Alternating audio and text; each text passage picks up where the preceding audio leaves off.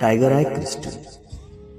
नावाप्रमाणेच वाघाच्या डोळ्यांसारख्या दिसणाऱ्या या क्रिस्टलला स्टोन ऑफ कॉन्फिडन्स असं म्हटलं जातं.